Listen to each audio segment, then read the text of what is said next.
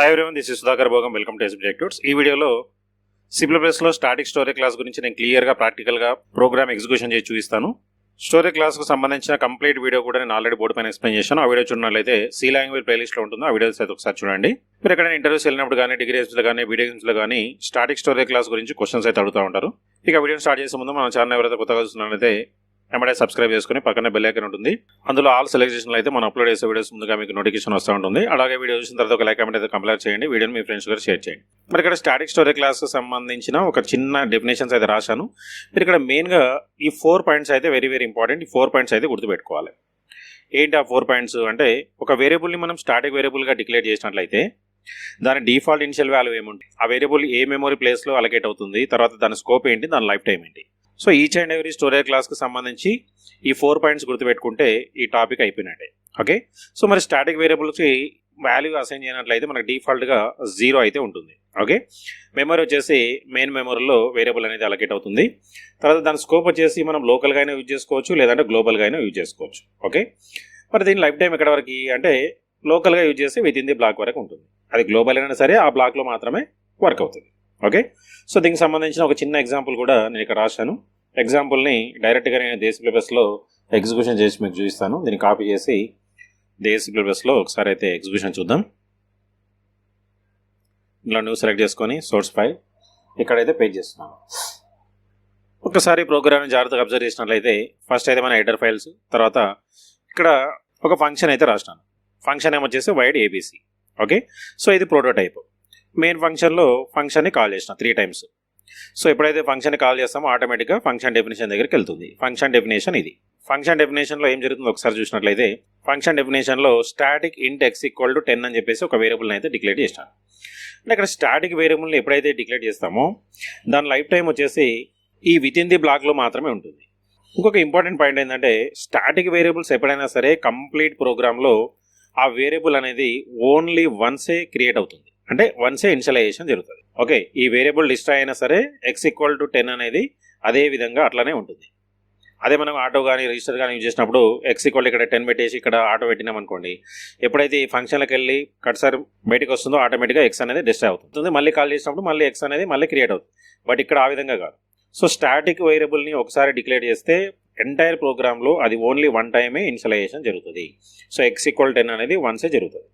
So ఇప్పుడు ABC అనగానే static int x = 10 అనేది క్రియేట్ అవుతుంది. తర్వాత దాన్ని ప్రింట్ చేసినాం అంటే మనకు 10 వస్తుంది. 10 వచ్చిన తర్వాత x = x + 10 అంటే 20 అవుతుంది. ఎప్పుడైతే కర్సర్ ఏబీసీ ఫంక్షన్ నుండి బయటకు వస్తుందో x అనేది యాక్చువల్గా డిస్ట్రాయ్ అవ్వాలి. కానీ ఇక్కడ స్టాటిక్ వేరియబుల్ ఏంటంటే డిస్ట్రాయ్ అవుతుంది కానీ కంప్లీట్గా డిస్ట్రాయ్ అవ్వదు. మళ్ళీ కర్సర్ బ్యాక్ వెళ్తుంది.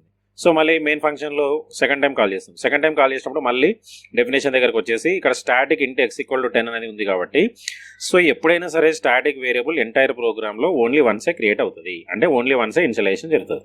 అంటే x వాల్యూ ఇప్పుడు ఎంత ఉంటుంది అంటే x వాల్యూ ఇక్కడ ఎంత ఏమైంది అప్డేట్ అయింది కాబట్టి x వాల్యూ 20 ఉంటుంది. మళ్ళీ x = 10 అని చెప్పేసి ఇనిషియలైజేషన్ జరగదు. ఆ పాయింట్ ఒకటి వెరీ వెరీ ఇంపార్టెంట్. సో ఇప్పుడు ప్రింట్ చేసాం కాబట్టి x వాల్యూ ఎంత వస్తుంది అంటే 20 వస్తుంది.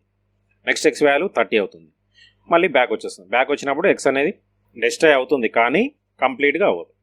నెక్స్ట్ థర్డ్ టైం మళ్ళీ కాల్ చేసినాం. కాల్ చేయగానే మళ్ళీ డెఫినేషన్ దగ్గరకు వస్తుంది. మరి ఇక్కడ స్టాటిక్ ఇంట్ x = 10 అని రాసినాం కాబట్టి స్టాటిక్ వేరియబుల్ x అనేది ఓన్లీ ఎంటైర్ ప్రోగ్రామ్లో ఓన్లీ వన్సే ఇనిషియలైజేషన్ జరుగుతుంది. కాబట్టి మళ్ళీ ఇక్కడ ఇనిషియలైజేషన్ జరగదు, ఎందుకంటే ఆల్రెడీ జరిగిపోయింది కాబట్టి. ఫస్ట్ టైం x = 10 అని జరిగిందంటే కథం. ఇంకా నెక్స్ట్ టైం 20 అవుతుంది, నెక్స్ట్ టైం 30 అదే విధంగానే ఉంటుంది.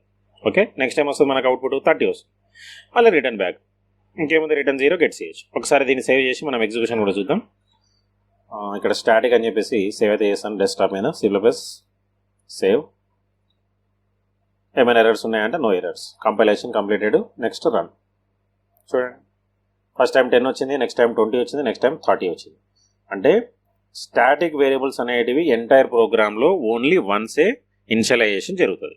అదే మనకు ఆటో కానీ రిజిస్టర్ కానీ స్టోరేజ్ క్లాస్ యూజ్ చేసి ఒక వేరియబుల్ డిక్లేర్ చేసినట్లయితే అవి ఫంక్షన్ కాల్ చేసినప్పుడు ప్రతిసారి ఇనిషియలైజేషన్ జరుగుతాయి. బట్ స్టాటిక్ వేరియబుల్ మాత్రం ఎన్ని టైమ్స్ ఫంక్షన్ని కాల్ చేసినా అది ఓన్లీ వన్సే ఇనిషియలైజేషన్ జరుగుతుంది. ఆ పాయింట్ ఒకటి గుర్తుపెట్టుకోవాలి.